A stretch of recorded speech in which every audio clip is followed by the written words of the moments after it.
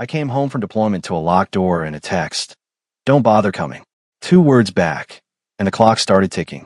48 hours later, her lawyer was screaming. Her boyfriend was ex-military and thought I was just a soldier. He had no idea what I'd already put in motion while he was sleeping in my bed. My name is Curtis Stringer. I'm 44 years old. I spent the better part of 2 decades as a Navy SEAL, running operations in places most Americans couldn't find on a map.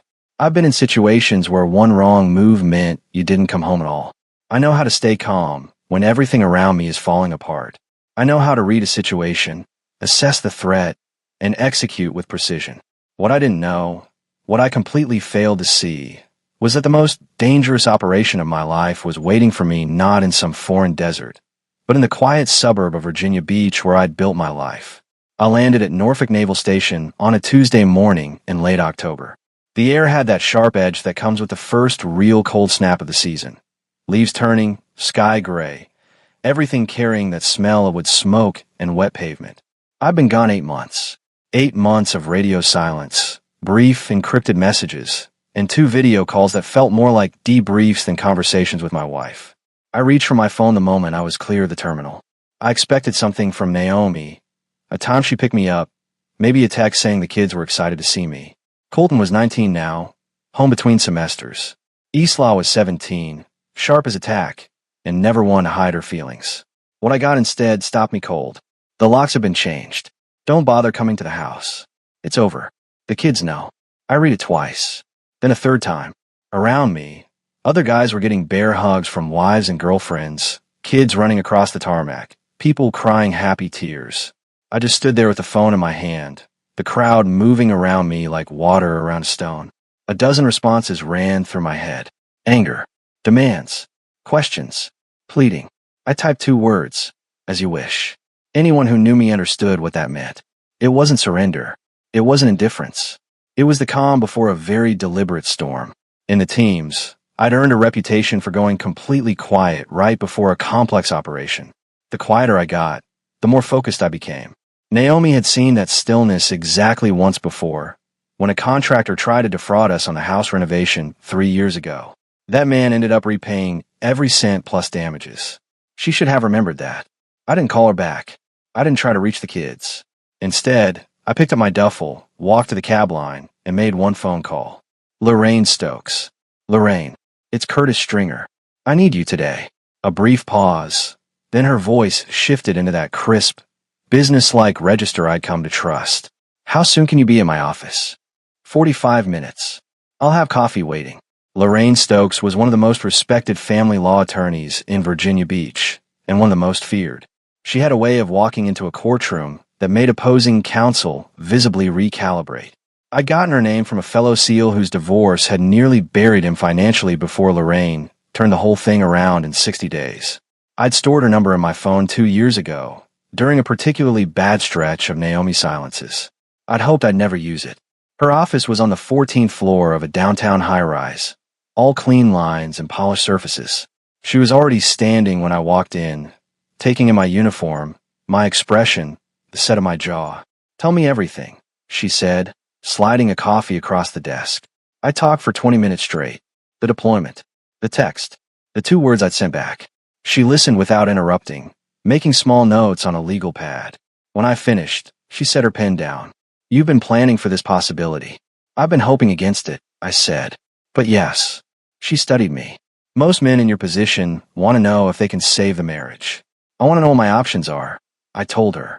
And I want to know them before she realizes I'm already 3 moves ahead. Lorraine allowed herself a small, tight smile. Then let's get to work. By the time I left her office 2 hours later, a series of legal and financial actions had been set in motion, timed, sequenced, and precise. Outside, I pulled out my phone and made a second call, this one to Boyd Carver, a private investigator I'd used once before for a background check on a tenant at a rental property I owned. Boyd, I need eyes on my house. Starting tonight. How long you been back? 4 hours. A low whistle. That bad. Possibly worse, I said. I need to know who's coming and going. Names, plates, times. Everything. I'll have something for you by morning. I checked into a hotel near the waterfront and sat on the edge of the bed for a long time, staring at the wall. The room was quiet. Outside, The harbor lights reflected off the dark water. I thought about Colton and Isla. I thought about the text. I thought about what Naomi had said to the kids. They know, and what exactly that meant. Then I put the phone face down on the nightstand, lay back, and closed my eyes. I had work to do, and I always slept well before an operation.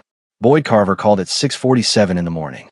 I was already up, dressed, sitting at the small desk by the window with a cup of bad hotel coffee and a legal pad full of notes.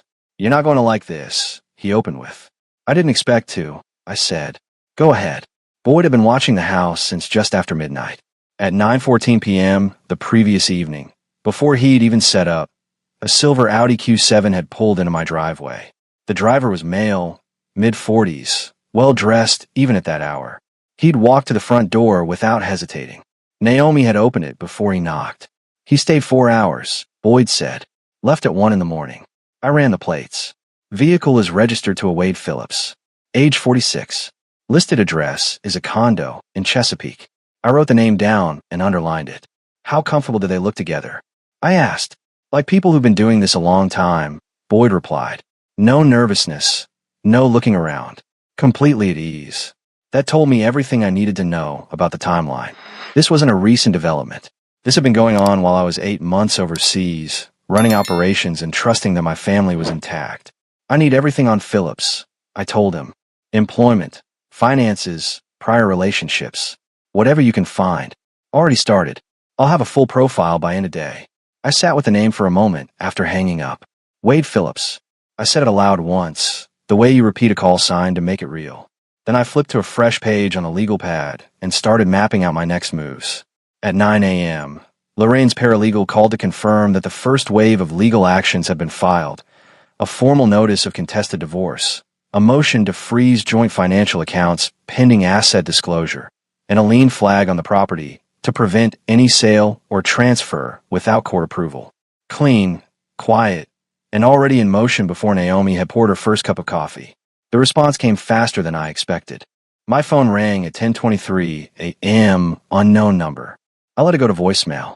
The message that followed lasted 47 seconds and featured a man identifying himself as Raymond Bolt, attorney representing Naomi Stringer, who informed me in a voice climbing steadily toward a shout that I had, and I'm paraphrasing here, absolutely no legal right to freeze those accounts, that my actions constituted financial harassment, and that he intended to have every filing reversed by end of business.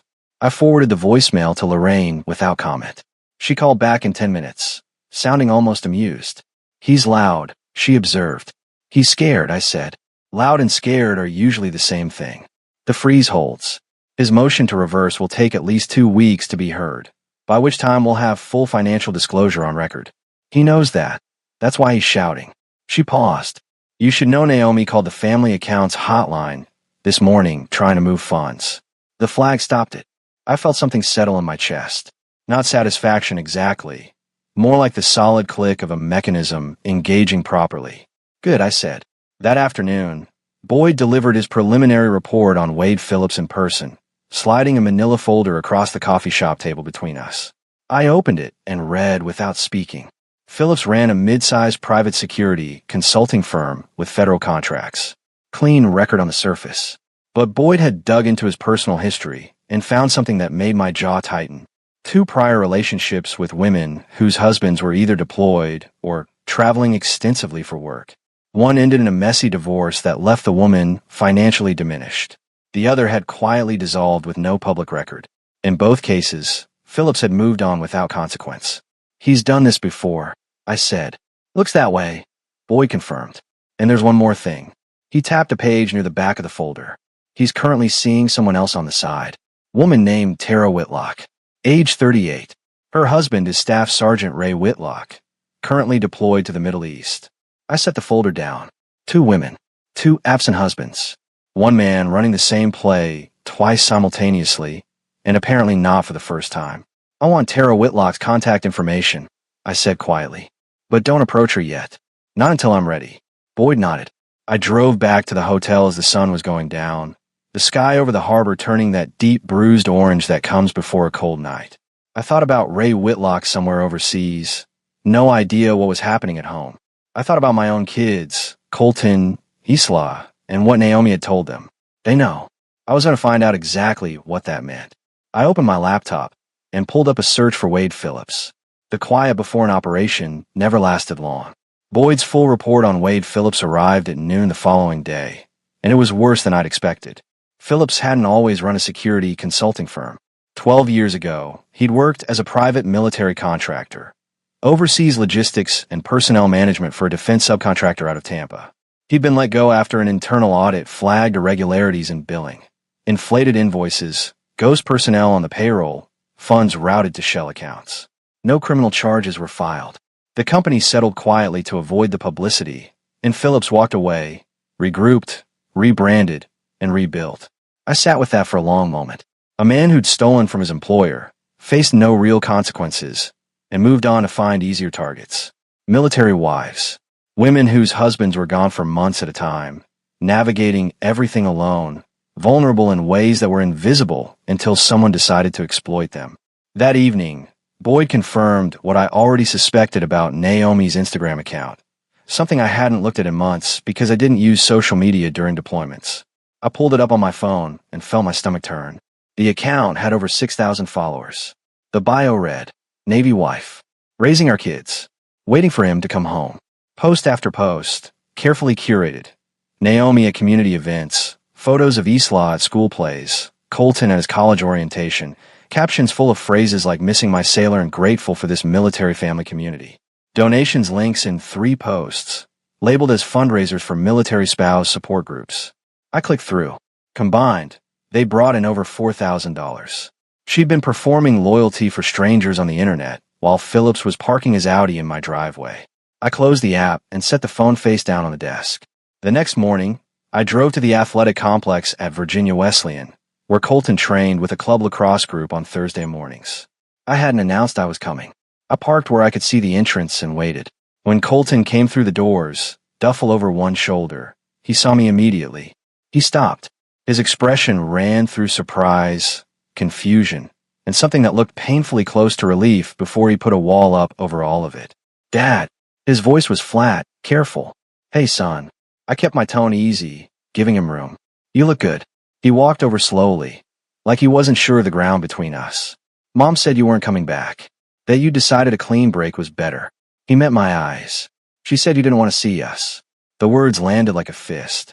I kept my face neutral. That's not true, I said. Not one word of it. Something shifted in Colton's expression, a tightening around the jaw, the look of a young man recalibrating something he'd built his anger around. Then why weren't you here? You've been back 4 days. I had to get some things in order first. Legal things. I paused.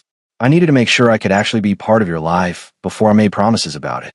He stared at the pavement for a moment, then nodded once, slow, reluctant but real. Isla's been asking about you. She acts like she's not, but she has been.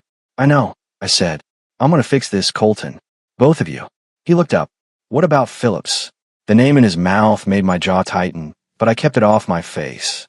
What do you know about him? Enough. His tone carried a disgust that was older than his years. He acts like he's doing us a favor, like we're supposed to be grateful. Isla's better at hiding it than I am, but she doesn't like him either. That was worth knowing. I filed it carefully. When Naomi's SUV turned into the lot, I stood, made eye contact with my son, and said quietly, whatever happens, I'm your father. That part doesn't change. As I walked to my car, Colton called after me. Dad, are you going to let him just take everything? I turned back once. No, I said, I'm not. The leak revealed itself on a Friday. I told Derek Marsh, my closest friend for 20 years, the man who'd been best man at my wedding and godfather to Isla, that I was planning to request an emergency court hearing to contest the property sale. I told no one else. By Saturday morning, Lorraine called to tell me that Naomi's attorney had filed a preemptive motion addressing exactly that point. The only way Bolt could have known was if someone had told him. I sat with that knowledge for a full day before I acted on it. Not because I doubted it, but because I wanted to be certain.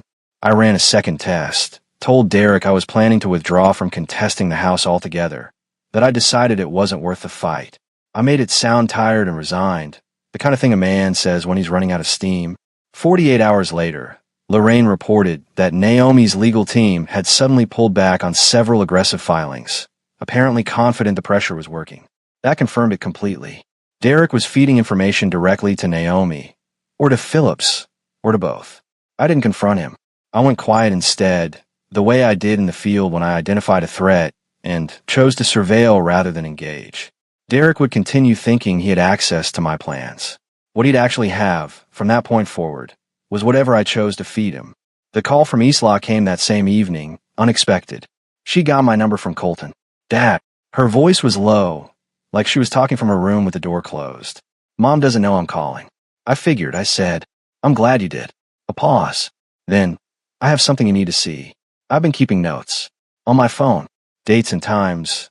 Every time he was at the house. Every time he stayed over. Arguments I heard. All of it. Since last December. Her voice steadied as she spoke, the nervousness burning off into something more resolved. I didn't know who to give it to. But Colton said you're fighting back. My chest tightened. My 17-year-old daughter had been quietly documenting everything for 10 months because some instinct told her it might matter someday. Isla. That took real courage. I said carefully, I need you to do one thing. Screenshot everything and send it to this email address. I gave her Lorraine's secure client intake address. Don't send it from the house Wi-Fi. Use your phone data. Already on my phone data, she said, with a quiet precision that reminded me of myself. After she hung up, I sat at the desk for a long time. 2 days later, Lorraine called with something else entirely. She'd received, through a contact at the county recorder's office, a flag notification.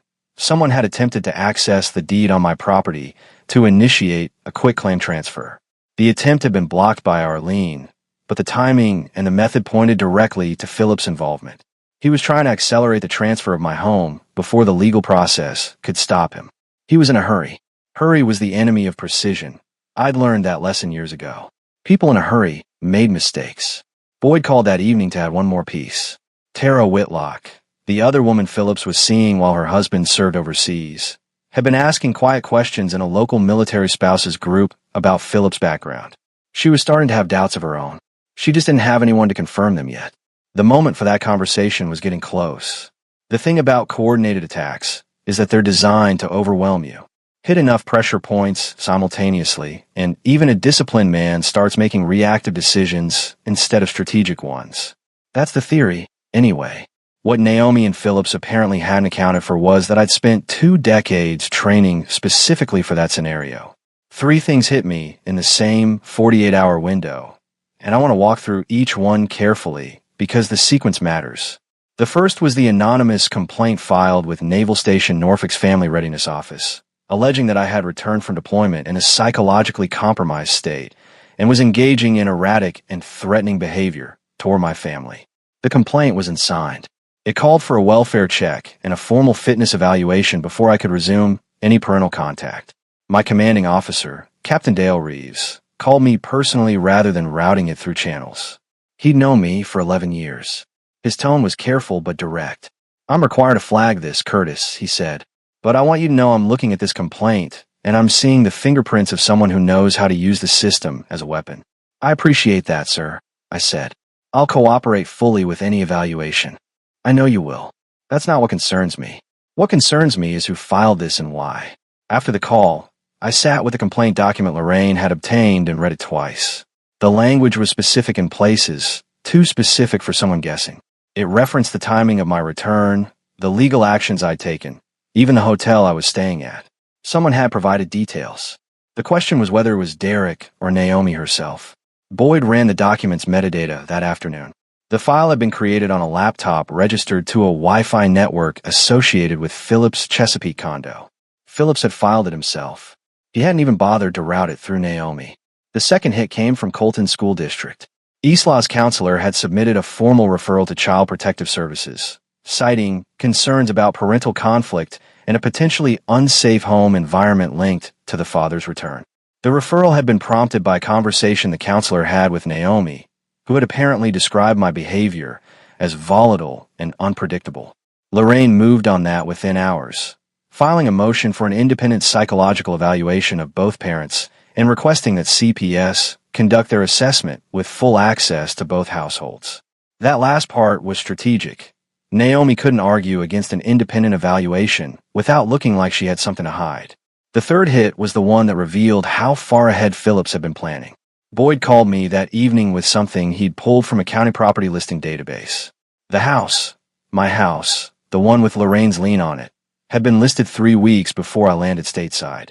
Not on the public MLS. On a private off-market network used by investors and developers. The listing had gone up while I was still deployed, while my name was still on the deed, while the ink on my travel orders was barely dry. Phillips had posted my house for sale before I even knew my marriage was over. I drove past the house that night. Not to stop, not to confront anyone, just to look at it from the street. The lights were on. Phillips' Audi sat in my driveway, like it had always been there. The front door had a new handle I didn't recognize. I drove back to the hotel, called Lorraine, and told her to file the emergency injunction to block the property sale first thing in the morning. Already drafted, she said. I'll have it on the judge's desk at 8. I hung up and sat at the desk. 3 coordinated attacks. 1 week. All of them running simultaneously, all designed to destabilize me before the legal process could run its course. The complaint to the Navy, the CPS referral, the property listing, none of them were spontaneous. This had been planned out in advance, probably months ago. Phillips was organized. I'd given that much. But organized people left trails. And I was very, very good at following them. Tara Whitlock reached out to me first. I don't know exactly how she found me. Boyd thought she might have cross-referenced names from the military spouses group, where she'd been quietly asking about Phillips. However she managed it, she sent a short, carefully worded message to an email address I'd set up for exactly this kind of contact. I think we may be dealing with the same problem. I'd like to talk if you're willing.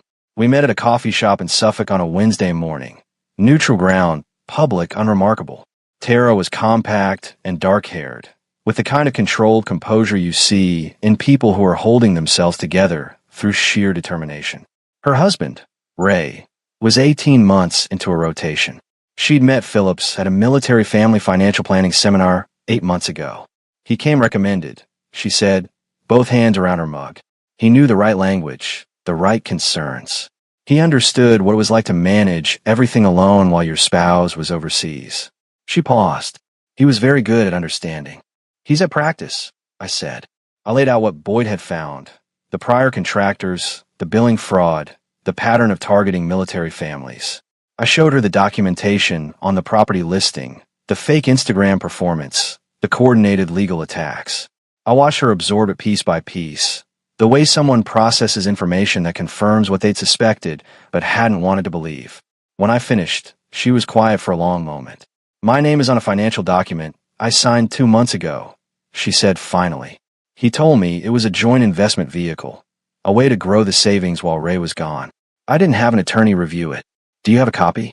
She pulled a folded paper from her bag and slid it across the table.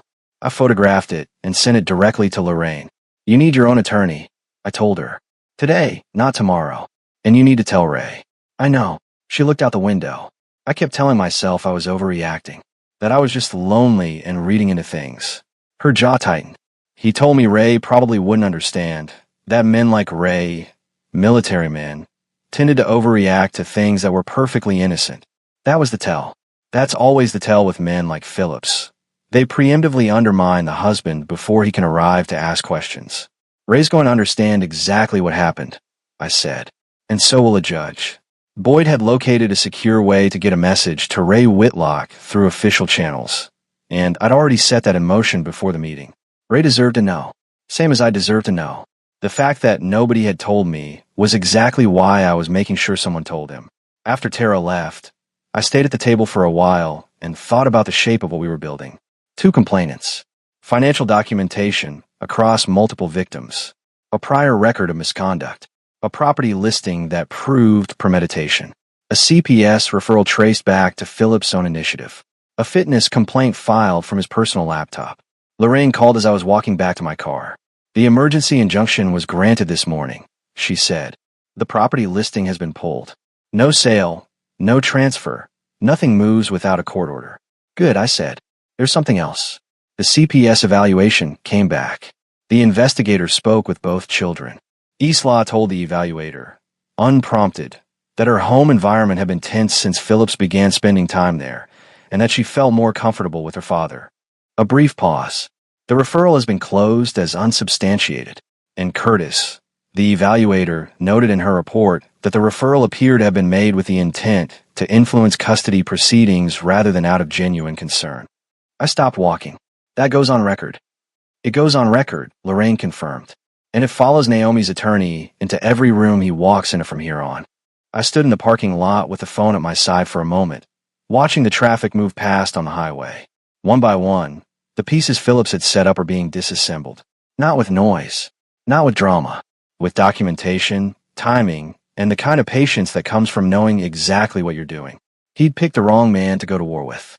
The answer to the fitness complaint came back clean, as I knew it would. The Navy's independent examiner spent 90 minutes with me, ran through the standard battery of evaluations, and filed a report that described me as psychologically fit, operationally grounded, and showing no indicators of instability. The complaint was formally closed and flagged as unsubstantiated. What came next, I hadn't fully anticipated. Captain Reeves called me 2 days after the evaluation cleared. His voice carried something measured and deliberate in it, the tone of a man delivering information he'd spent time deciding how to frame. "Harrington," he said, "I've been doing some digging on your last deployment extension, the one that added 7 weeks to your rotation." I sat up straighter. "What did you find, sir?" The request originated through a family liaison administrative channel, a process that allows family members to submit requests for extension consideration under specific hardship provisions. The stated reason was that the service member had requested additional time to complete mission objectives and had indicated he was not ready to return. He paused. "The problem is that the form references conversations with you that, according to every communication log we have, never took place." The room went quiet around me. "Someone submitted a false administrative request in my name," I said. "That's what the evidence suggests. The form was submitted digitally. We're pulling the access records." Another pause. "Curtis, if this traces back to a civilian actor who deliberately interfered with a service member's deployment timeline using fraudulent administrative documents, we're talking about federal territory." After the call, I forwarded everything to Lorraine and then called Boyd. "I need you to cross-reference the extension request submission date with Phillips' digital activity," I said. Same approach as the fitness complaint. Boyd called back in 4 hours. The submission had been made from a device using the same network signature as Phillips' condo. The timestamp put it at 11:30 on a Tuesday night, 3 months into my deployment. The same week, Boyd noted that Naomi had withdrawn $4,000 in cash from our joint account. Wade Phillips had deliberately extended my deployment by 7 weeks. He'd bought himself nearly 2 months of additional unobstructed access to my family, my home, and my wife, using forged documents submitted through a federal military channel. That crossed a line that went well beyond divorce proceedings. Lorraine was quiet for a long moment when I told her. "Then, I'm contacting the U.S. Attorney's Office today. This is wire fraud and obstruction at the federal level. Phillips just handed us something that no family court judge can touch. This goes above all of it." That evening I drove to Derek's apartment. I didn't call ahead. I knocked twice and waited. When he opened the door, the look on his face told me he already knew why I was there. He stepped back automatically, which was answer enough. I didn't raise my voice. I didn't need to. I walked in, stood in the middle of his living room, and laid out exactly what I knew. The 2 tests, the timeline, the filings that match what I told only him. I watched him try to find a version of events that let him off the hook and come up empty. "She called me," he said finally, "after you deployed. She said she was scared, that you'd been different before you left, that she was worried about you. She asked me to keep her informed." He looked at the floor. "I thought I was helping." "You thought you were helping," I repeated. "You handed information about my legal strategy to the woman who's trying to take my house, my kids, and as much of my money as possible. And she handed it to the man who forged federal documents to keep me overseas longer." I let that sit for a full 5 seconds. "That's what your help accomplished, Derek." He had nothing to say to that. There was nothing to say. I left without another word and drove back to the hotel through the dark streets of Virginia Beach. I thought about 20 years of friendship and what it was worth when it came apart under pressure. Not much, as it turned out. Some things you found out about people only when the conditions were right. And once you found out, you couldn't unfind it. Colton called that night late. His voice was quieter than usual, stripped of the defensive edge he'd been carrying since I'd come back. "Dad," he said, "I want to enlist. I've been thinking about it for a long time, and Mom's been trying to talk me out of it. She says it destroys families. A pause. I told her I'd already watched something destroy ours, and it wasn't the Navy. I sat with that for a moment. That's your call to make, Colton. Not hers. Not mine. I know, he said. I just wanted you to know I'm not backing down from it. Good, I said. Don't. The meeting was held in a 12th floor conference room at Lorraine's firm on a gray Tuesday morning in December. I arrived 20 minutes early. Lorraine was already there, along with a federal prosecutor from the U.S. Attorney's Office named Caldwell and a woman from the Naval Criminal Investigative Service who introduced herself simply as Agent Hara. Naomi arrived with her attorney, Raymond Bolt, who looked like a man who'd been told he was walking into a negotiation and was only now realizing he'd walked into something else entirely. Phillips arrived separately, with two attorneys from a downtown firm whose body language made clear they'd been briefed to expect trouble. I sat across the table and let Lorraine run it. She opened by distributing folders, one to each party. Inside, the metadata analysis linking the fitness complaint to Phillips' network. The property listing pulled from the off-market database, time-stamped 3 weeks before my return. The forensic accounting showing $4,700 in unauthorized transfers out of joint accounts. And at the back, the federal filing on the deployment extension, the forged administrative request, the access logs, the digital signature traced directly to Phillips' device. The room went still in the particular way rooms go still when people realize the ground has shifted completely beneath them. Phillips' lead attorney leaned toward his client and murmured something. Phillips kept his face neutral, but his left hand, resting on the table, pressed flat against the surface in a way that told me his composure was costing him significant effort. Naomi was looking at the deployment extension document. I watched her read it. I watched the moment she understood what it meant, that the man sitting 3 chairs away from her had deliberately falsified federal paperwork to keep her husband overseas longer. Her face didn't collapse. It went very still, which was almost worse. Mrs. Stringer, Agent Hara said calmly, "We'd like to discuss what you knew about the administrative request submitted on your husband's behalf during his last deployment." Bolt started to object. Naomi put her hand up and stopped him. "I didn't know about that," she said. Her voice was flat and precise. She looked at Phillips. "I didn't know about that." Phillips said nothing. What followed over the next 2 hours was the controlled, methodical dismantling of everything he'd built. His attorneys negotiated where they could and conceded where they had no choice. The property was taken entirely off the market. The financial transfers were reversed through court order. The LLC holding company associated with the off-market listing was flagged for federal audit. On the custody matter, Lorraine presented Islaw's 10 months of documented notes, the CPS report that had cited Naomi's referral as an apparent attempt to influence proceedings, and Boyd's full surveillance record. The outcome was straightforward. Joint legal custody, primary physical residence with me for the school year. Naomi's parenting time structured around a schedule that the children themselves had input into. Bolt tried twice to introduce the fitness complaint as a character point.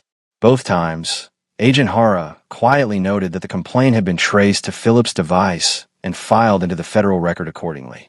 The second time, Bolt didn't try a third. When it was over and the room was emptying, Naomi lingered while her attorney gathered his files. Phillips had already left, quickly, with his attorneys flanking him, not making eye contact with anyone. She looked older than the last time I'd seen her. Not in years, in something harder to name. Like certain things had been stripped away and hadn't been replaced yet. The Instagram account, she said. The fundraisers. I want you to know I actually believed I was helping people. I know, I said. You believed a lot of things that weren't true. She absorbed that without flinching. The kids, they'll be okay. They'll be better than okay, I said. They already are. I picked up my copy of the settlement documents, nodded once to Lorraine, and walked out into the December cold. The harbor was slate gray and flat. A Navy vessel was moving toward open water in the distance, running lights faint in the morning overcast. I watched it for a moment, then turned toward the parking garage and walked. The federal case against Wade Phillips moved faster than most people expected, but not faster than it deserved to. The U.S. Attorney's Office filed charges in January: wire fraud, obstruction of a federal administrative process, and conspiracy to commit financial fraud across multiple victims. The deployment extension forgery was the centerpiece, but Lorraine and the federal prosecutor had built a structure around it that held in every direction. Tara Whitlock's attorney had formally joined the case as a secondary complainant. The LLC holding company had been audited and found to contain funds traceable to 3 separate victims across 2 states. Phillips' attorneys attempted a negotiated plea in the first week. The offer was rejected. The prosecution wasn't interested in quiet. Boyd called me on Thursday afternoon in late January with the kind of tone that meant he had something worth sitting down for. "Ray Whitlock is back stateside," he said. "Got an emergency leave authorization once the federal case was filed and his name appeared in the discovery documents. He's been briefed on everything." A pause. "He asked me to pass along a message to you." "What's the message?" He said, "Tell Stringer I owe him one, and I don't forget debts." I didn't say anything for a moment. I thought about Ray somewhere overseas, carrying the weight of not knowing, the same weight I'd carried. The fact that he'd come back in time to deal with it on his own terms, that mattered. "Tell him we're even," I said. "I just did what I want someone to do for me." The children had adjusted with the particular resilience that kids show when the adults around them finally stop performing and start being honest. Eastlaw had moved her things into the larger bedroom of my house, the one that looked out over the backyard where I'd set up a proper training space for Colton on his visits home.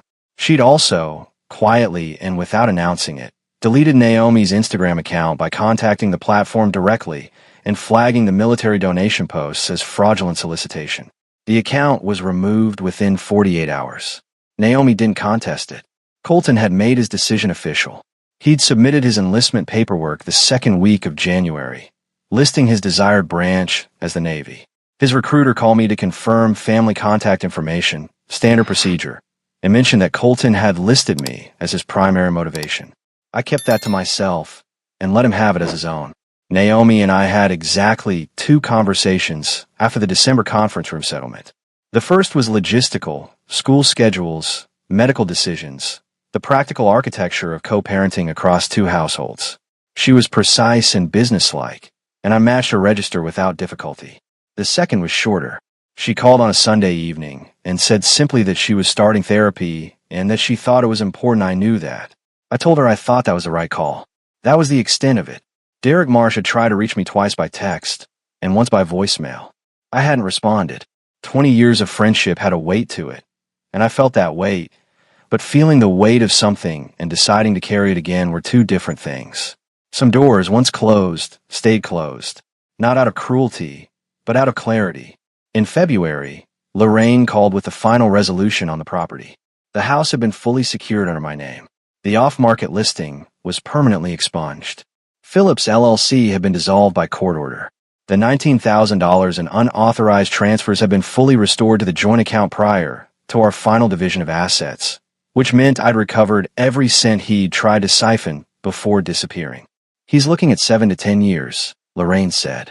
"The prosecution has 2 additional victims who've come forward since the filing. His attorneys are scrambling." "Good," I said. "Curtis." Her voice shifted. Less attorney, more human. For what it's worth, in 20 years of family law I've handled maybe 4 cases where the husband was as thoroughly prepared as you were.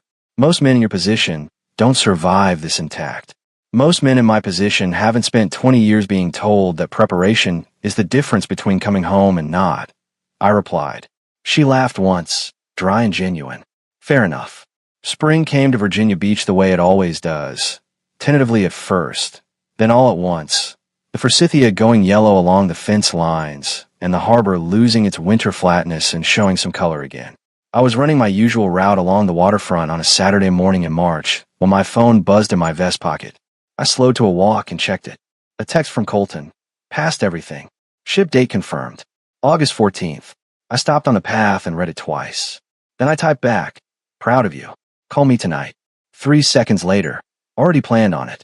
I put the phone away and kept walking, hands in my pockets, the harbor moving gray-green to my left.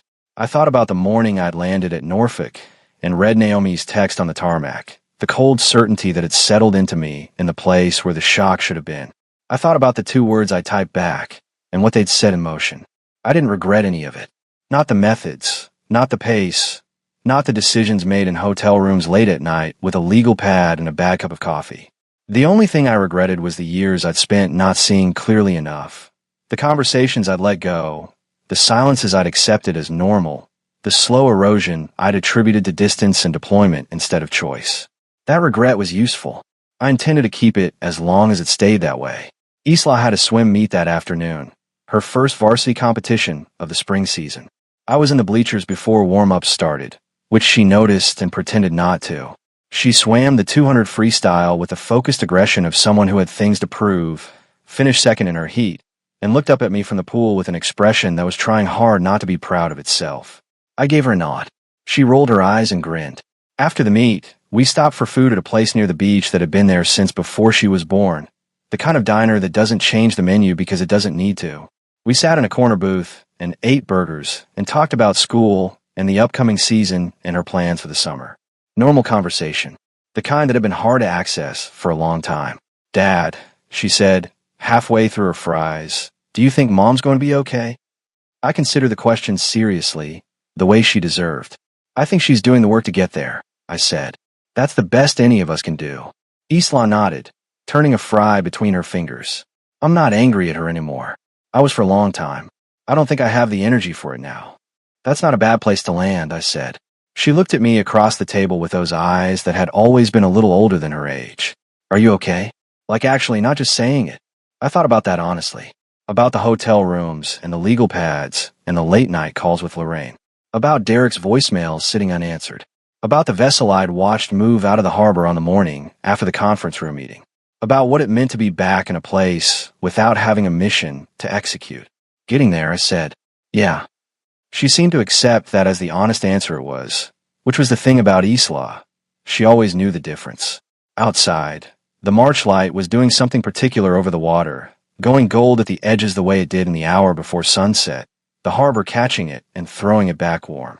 I drove home with the window down and the cold air moving through the car. My house was quiet when I got back, the solid, comfortable quiet of a place that was actually mine.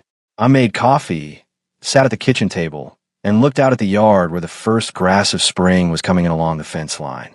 I'd come home from harder things than this, but this one had required a different kind of strength, the kind that doesn't make the highlight reel, that doesn't get a citation or a commendation, the kind that just holds the line, day after day, until the line holds itself. The coffee was good. The yard was green. Down the hall, Isla's backpack was dropped by the door the way she always dropped it, like the concept of coat hooks was personally offensive to her. I sat with all of it for a while. Then I picked up my phone and called my son.